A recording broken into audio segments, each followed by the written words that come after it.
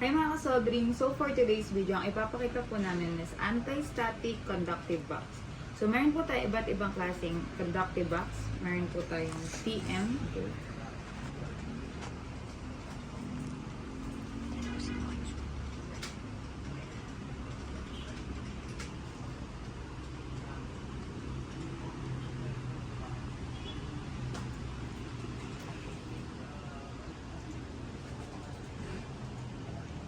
Next po is 3W-9805104.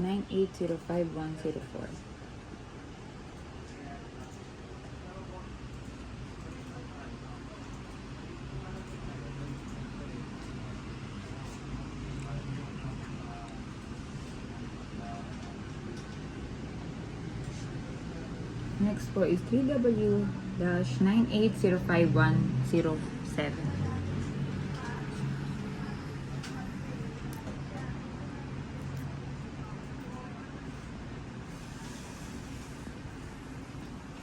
W-9805101 Conductive Component Box. Contour size. Length is 130 mm. Width is 125 mm. Height is 65 mm. The interior size is length 110 mm. Width 105 mm. And height is 55 mm. Surface resistance. Below 10 ohms. Shape. Hanging style. Next is 3W-9805104 Conductive Component Box. Contour size. Length is 160 mm. Width is 98 mm. And height is 70 mm. The interior size is length 148 mm. Width is 86 mm. And height is 60 mm. Surface resistance below 10 ohms. Shape, hanging style. Next one is 3W-9805107. Contour size. Length is 233 mm. Width is 159 mm. And height is 120 mm. Interior size. Length is 250 mm. Width is 140 mm. And height is 112 mm. Surface resistance below 10 ohms.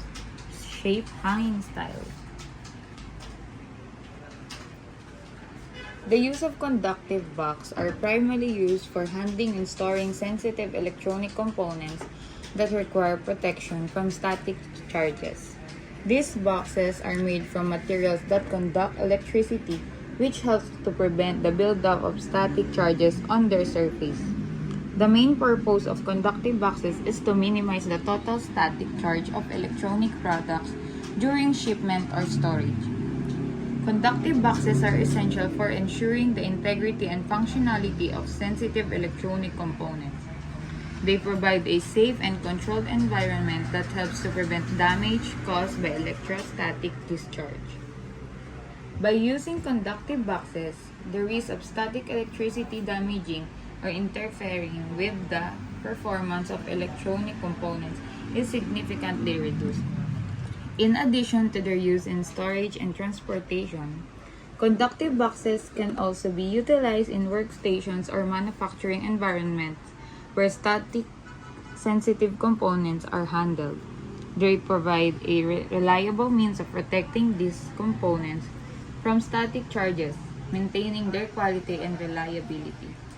Overall, the use of conductive boxes is crucial in industries such as electronics, telecommunications, and manufacturing, where the protection of sensitive electronic components from static electricity is of utmost importance. Features of component conductive boxes: lightweight and durable construction. These boxes are designed to be lightweight for ease of handling while also being durable to withstand regular use and transportation. Conductive material. Component conductive boxes are usually made from conductive materials such as conductive polypropylene.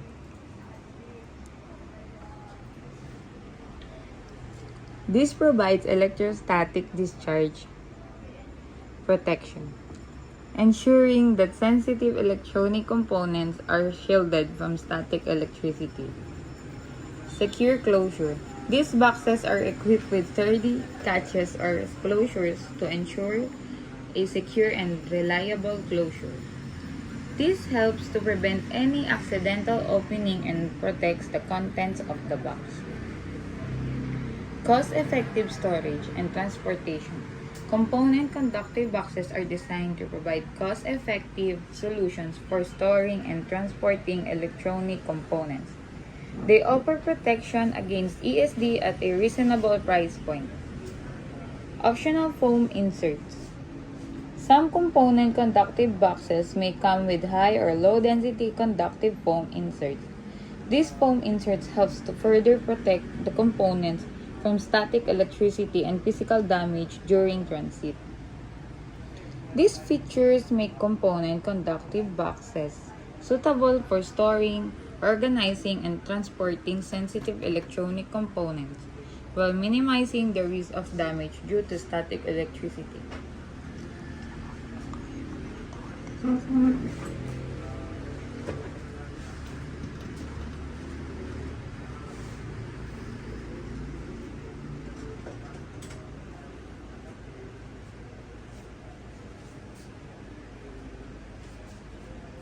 So guys, ito ulit ang TM-2. Ito siya guys.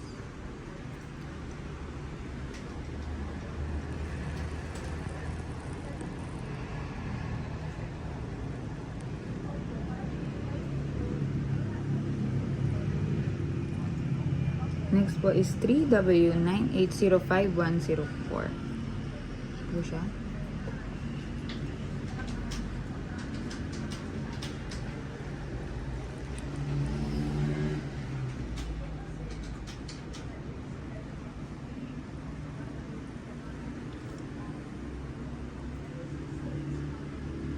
Next po is 3W9805107.